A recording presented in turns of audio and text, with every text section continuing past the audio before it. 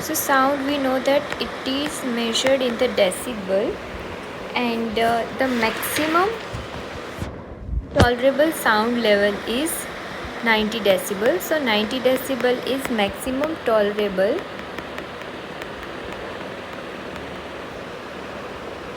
and tympanic membrane rupture will happen at 150 decibel.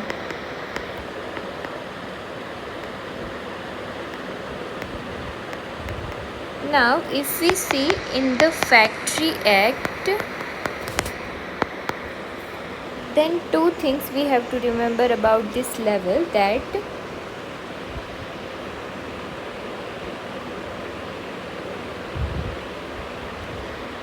if a worker is working 8 hours per day, then maximum limit for the sound is 90 decibel, and no sound should exceed more than 140 decibel, and actually the limit is 155 decibel, no exposure in exceed to this sound. But in case if the very loud sound happen, then it shouldn't be more than this. So this was about the safety guidelines.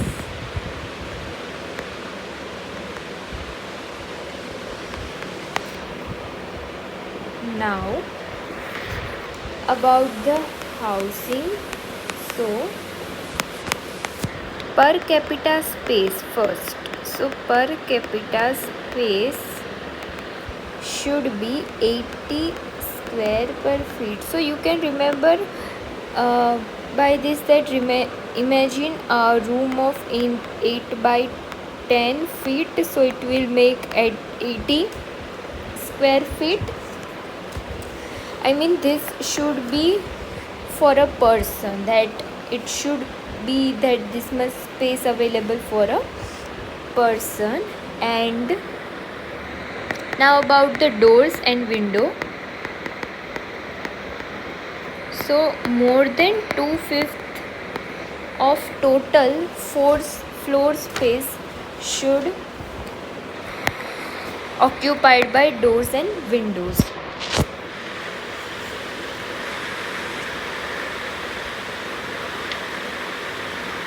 Now about the ventilation.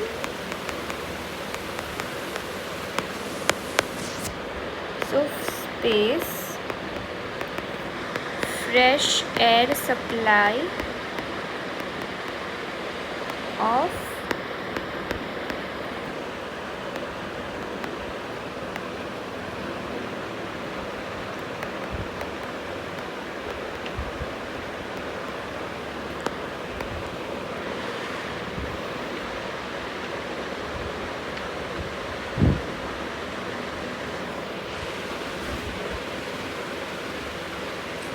Now about the maximum allowable sweat and about the temperature. So sweat rate,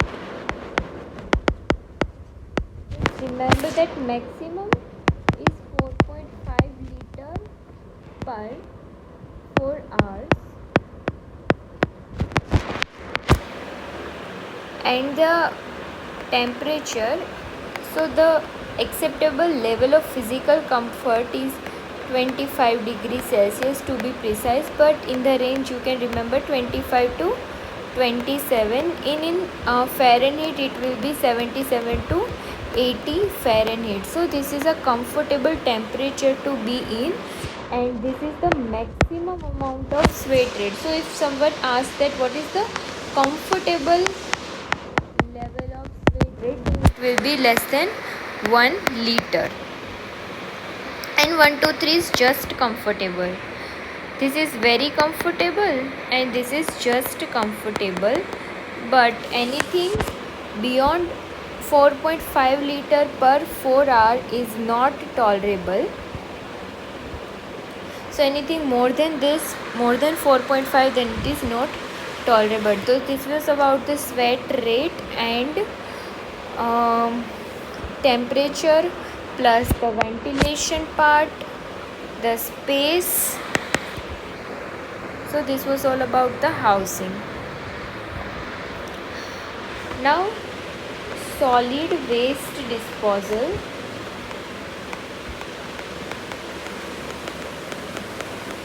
Best method is sanitary landfill, also known as trench method or controlled tipping.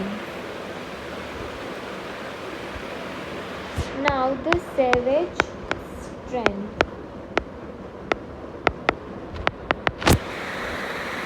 So BOD is the best marker to measure, and it should be more than 300, and in COD it should be more than 500. And suspended solids should present. Now about the disaster management part. So first let's talk about what is the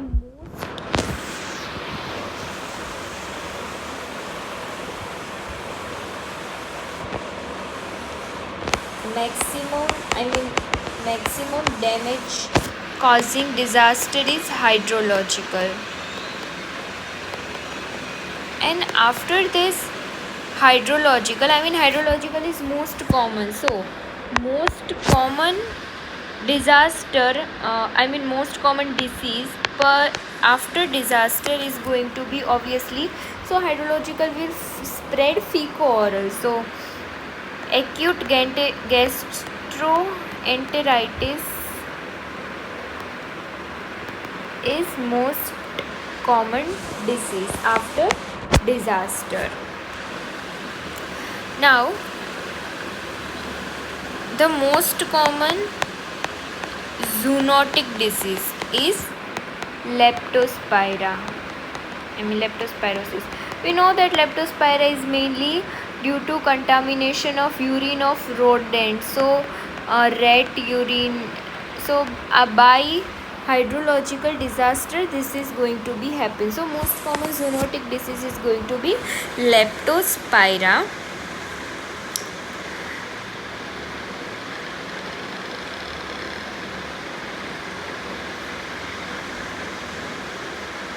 Now something about some one-liners.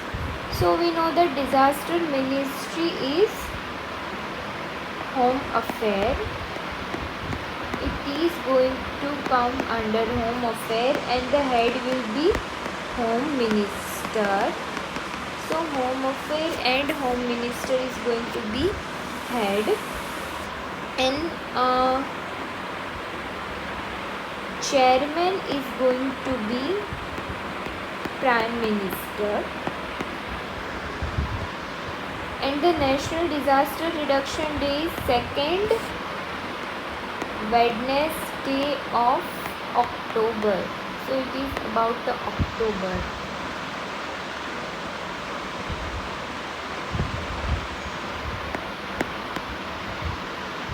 We know that 16th October is World Anesthesia Day, and the 2nd Wednesday of October is National Disaster Reduction Day. You can remember that 2nd October is Gandhi Jayanti. So Gandhi ji is very much into anti-disaster kind of thing. So second, but you have to remember it is 2nd Wednesday. Now about the vitamin deficiency. So most common vitamin deficiency is vitamin A. Surprisingly, I don't know why vitamin A, but we have to remember. And now about the vaccination part. So there is two things we have to remember. First is relief team or health workers, and victims. So which vaccination we have to give victims and which we have to give to the health workers. So health worker we have to give some fecal-oral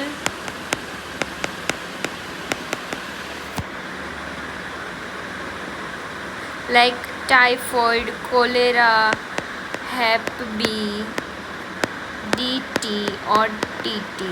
This and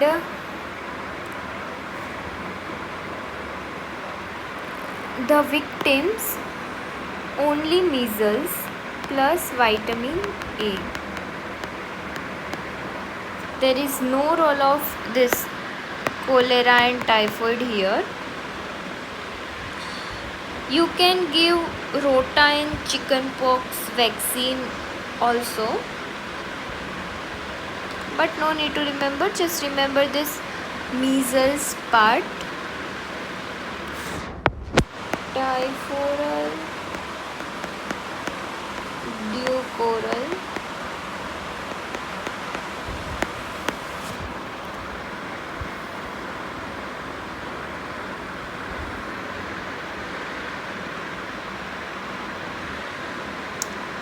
and the most now about the prevention. So most common preventive strategy post disaster is cleaning of water by chlorination, and we know that how much level 0.7 ppm should be there in water post disaster. And to decrease the impact of disaster, we know that we are going to do the mitigation.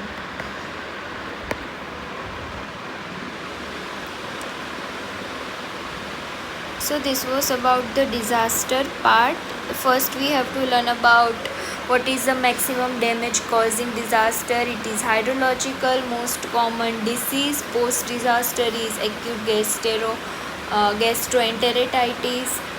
Then vitamin deficiency is vitamin A. Now some key points about disaster, that the ministry is home affair and the head is gonna be home minister and the chairman is prime minister, and the disaster reducing days 2nd October or 2nd Wednesday of October. Then about the prevention part, first vaccination. So vaccination we have to give to the relief team and health workers and victims. So victims only measles and vitamin A, and to the relief team we are going to give the typhoral, duocoral, that is cholera and typhoid, then hepatitis B, TT and DT. Plus also we can reduce the disaster impact by chlorination of water, and we know the levels is 0.7. So there is disaster cycle, disaster or impact will be there, and after that we are going to respond. So response and relief, what we have to do, we have to triage the victims. So we have to give response by triaging the victim. Then we have to rehabilitate. So rehabilitation, so all kind of treatment, wound, suturing, fracture, plaster, any kind of disease treatment, all kind of thing will come under this rehabilitation. Then mitigation. What is mitigation? Means lowering the impact of disaster.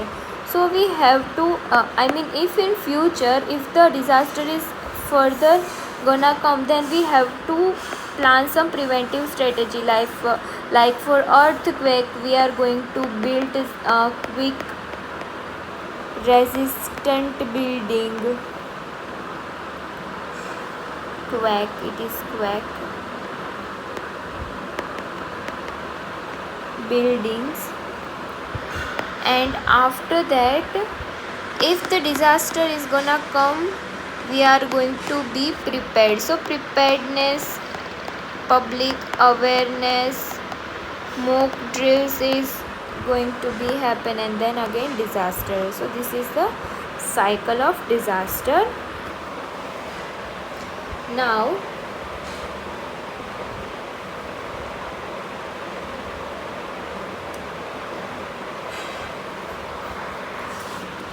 about the health communication part.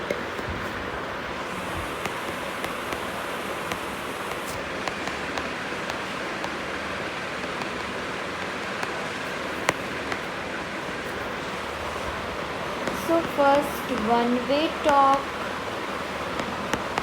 then two-way, also known as Socratic, and face-to-face.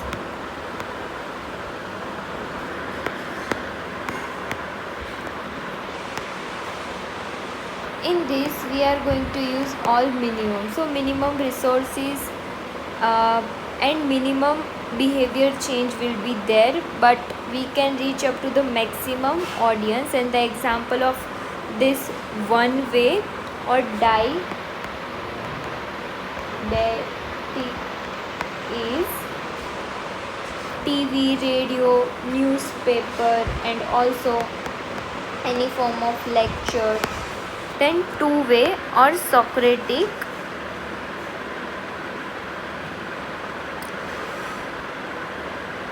is focused group discussion, then workshops, then symposium, panel discussion.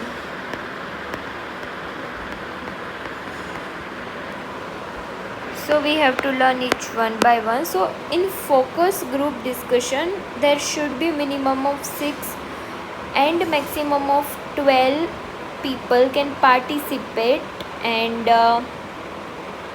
it should be balanced, that all participants should participate equally. There should be one moderator, and in workshop there will be 30 to 40 participants, and practical skill demonstration will be done. Now about the panel discussion and symposium. So panel discussion is 3 to 4 experts are discussing with each other, and can ask question and answer, and there is no sequence of speaking, can discuss with each other. While symposium is totally different. There will be 3 to 4 experts, but it will be sequence wise, and there will be no discussion among these 3 to 4 experts. And also after symposium you can do the question and answer. Now in face to face there is one to many, and here it will be one to one. So this is counseling, and this is best for, maximum behavior change will be by this one-to-one counseling. Now there is one protocol, that is spike protocol. It is to deliver the bad news. So S means setting, then P means perception, I means invitation, means knowledge, empathy, and then summary.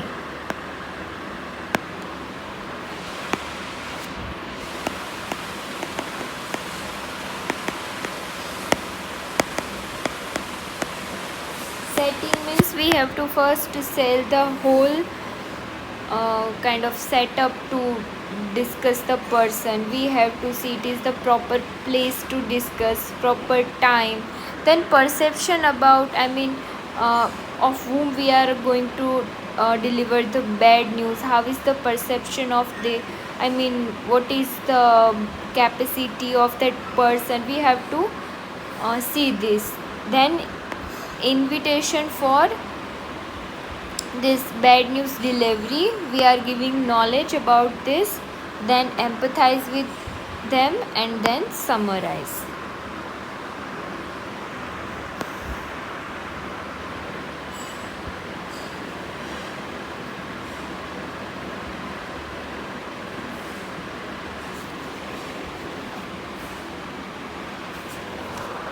Now what are the barriers in communication? So first is environment. So in environment, noise is the barrier. Then about the person, so physiological or psychological. So what is the physiological barrier? Is difficulty in learning or expressing, and psychological is decreased IQ or any emotional disturbance or psychiatric disorder or language issues. And one cultural factor is any custom or belief or attitude is gonna be there. And the most important component of communication is feedback.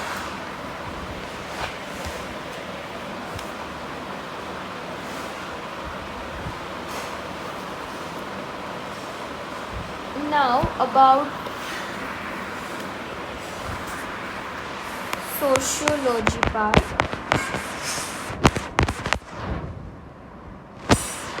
So first, acculturation. What is acculturation? Mixing of culture by means of cultural contact. And how are going to give this cultural contact? By educating or by occupation or marriage. So two very important things about our life is career and marriage. So occupation and marriage is going to do this acculturation thing, and also we can educate ourselves and do the acculturation. Now some important terms. So opinion, belief. So first let's see the difference. So opinion is very temporary thing and belief is permanent, and both are going to be subjective view. It is not an objective or absolute thing that we have to believe about all. It is very personal thing. So but opinion is quite temporary and belief is quite of long time, is permanent. Now about the attitude and habit. Both are just acquired thing only, attitude and habit, but the difference is that it is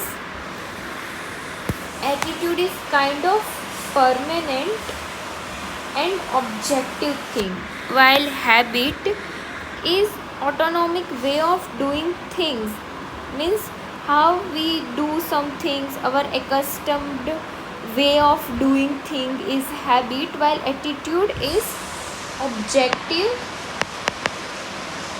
and permanent. So quite different from belief is attitude. It is objective and permanent.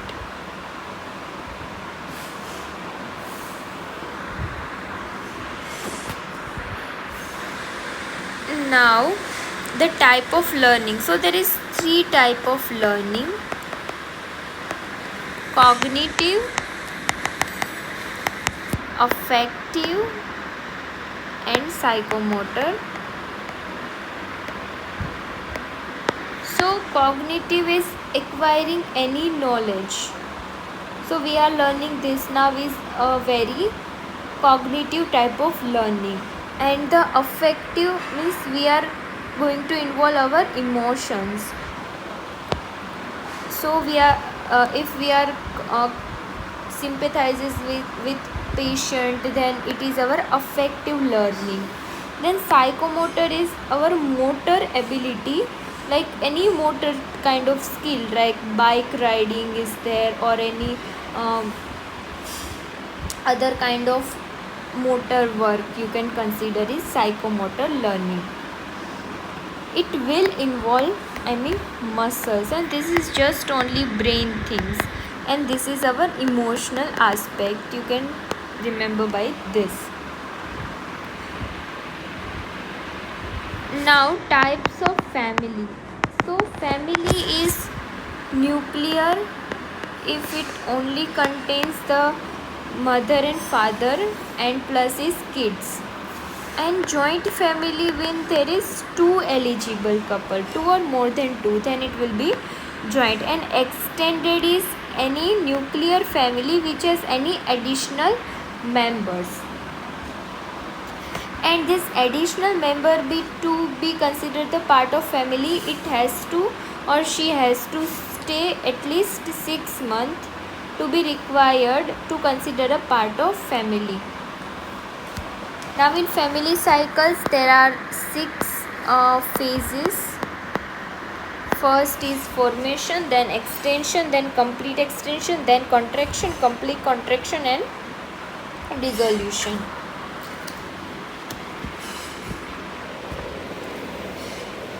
Now 4 terms, that social pathology, social security, social safety net, and socialized medicine. So first let's see what is social pathology.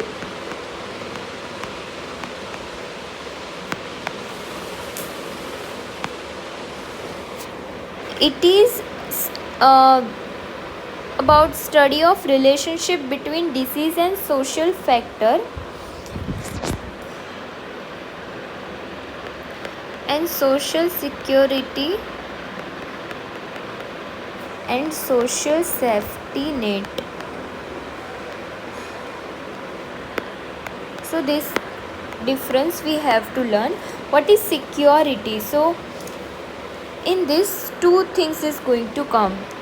Social assistant. What is assistant? We are assisting some people, like non-contributory benefit extended to vulnerable group, like old age people are there, disabled person, or any widow. So vulnerable group we are assisting them, and it will be non-contributory benefit. And social insurance. What is insurance? Insurance means that we are contributing something, right?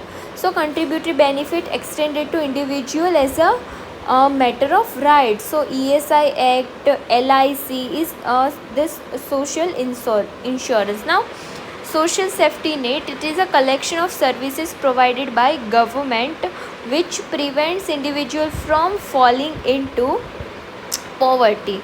Means government is doing something that will help people to not fall into poverty, like welfare, employment, then shelter homes, universal health care. So this is like of safety net. So government is providing like safety net, so people won't fall into the poverty, like doing some work that will help the person. Now the last point is socialized medicine. It is provision of free medical service to people and professional education at government expense. So government are expensing so that people can receive free medical service and professional education. Now what about the state medicine? State medicine is different. It is a program which is operated and regulated by professional groups rather than by government. So it is by government and it is not by government. Professional group is going to regulate this.